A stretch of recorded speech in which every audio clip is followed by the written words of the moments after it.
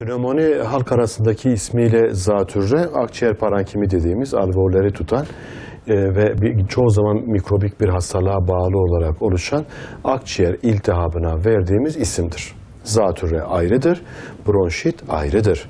Bronşit, bronş dediğimiz solunum yollarını tutan bir hastalıktır.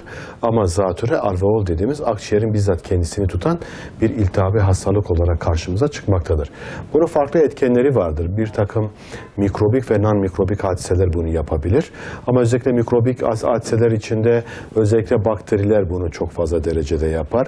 Toplumda gelişen pnömoni adını verdiğimiz zatürreler daha ziyade bakterilere bağlı olarak meydana gelen hadiselere verdiğimiz isimdir. Bir de bizim virüs dediğimiz özellikle kış dönemlerinde daha fazla görülen böyle gripal enfeksiyonlar veya nezle dediğimiz, nezle pek yapmaz ama ağır gripal enfeksiyonlardan sonra tabiri caizse o mikropların aşağı inmesine bağlı olarak da bazen ağır derecede zatüreler meydana gelebilir. Ama genel anlamda zatüre dediğimiz bizim mikrop dediğimiz, mikroorganizma dediğimiz bir takım Streptococcus pneumonia, Haemophilus influenza, Moraxella catarrhalis başta olmak üzere bu mikroplara bağlı olarak meydana gelen akciğer iltihaplarına verdiğimiz isimdir. Bu hastalık için aslında belli bir yaş grubu, mesela 5 yaş ve altı grup, 60 yaş ve üstü grup, immünsüpresif ilaç kullanan hastalar, kronik böbrek yetmezliği olan hastalar, dalağa alınmış olan hastalar, KOAH dediğimiz hastalığı olanlar, kronik obstrüktif akciğer hastalığı,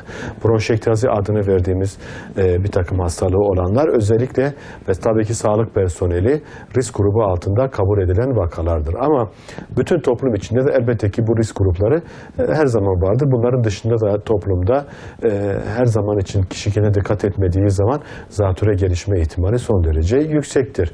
Bir örnek vereyim. Mesela geçenlerde bir personelimizin çocuğu Dağkapı civarındaki bir liseden Bağlar'a kadar yürüyor. Yağmur yağıyor. O yağmurla beraber yine yürüyor. Eve kadar gidiyor. Üstünü değiştiriyor ama sabahleyin kalktığı zaman üşüme titremeyle bize geldi. İşte bu size zatüre için yeterli bir durum zaten. Genel belirtileri biraz farklıdır. Tabii vereme göre, kansere göre çok farklıdır. Genelde bir soğuğa maruziyetten sonra veya geçirilen bir gripal enfeksiyondan sonra öksürük, üşüme, titreme ve balgam çıkarmayla karakterizedir. Bu vakalarda bazen böyle çok aşırı derecede günde birkaç defa böyle sanki sıtmaya tutulmuş gibi ciddi anlamda bir üşüme titreme meydana gelir. Bir iştahsızlık meydana gelir. Vücudu böyle ateş gibi yanar. Bu durumlarda öksürükle beraberse böyle paslı renkte bir balgam çıkarıyorsa bu acaba gerçekten bir zatüre olabilir mi diye düşünmek lazım. Biz verem tedavisinde elbette ki elimizde çok değişik antibiyotikler var. Ama bir önceki programda da ben söylemiştim. Mikropları hiçbir zaman akılsız bir takım varlıklar olarak düşünmememiz gerekiyor.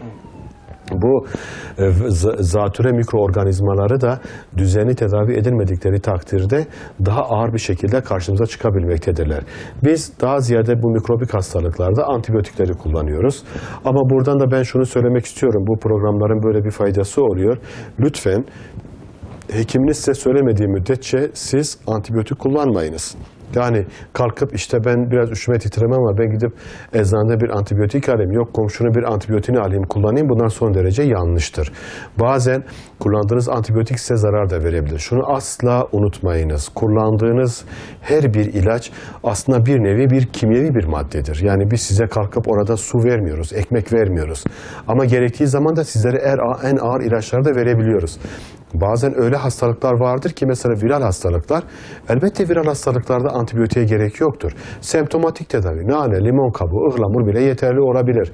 Lütfen doktorunuza danışınız ve o şekilde ilaç kullanınız. Lütfen, lütfen, lütfen. Bugün ülkemizde ciddi anlamda bir antibiyotik direnci söz konusu olmaya başlamıştır. Korkarız ki böyle giderse 5-10 sene sonra basit bir boğaz ağrısında bile çok ağır antibiyotik vermemiz gerekecektir.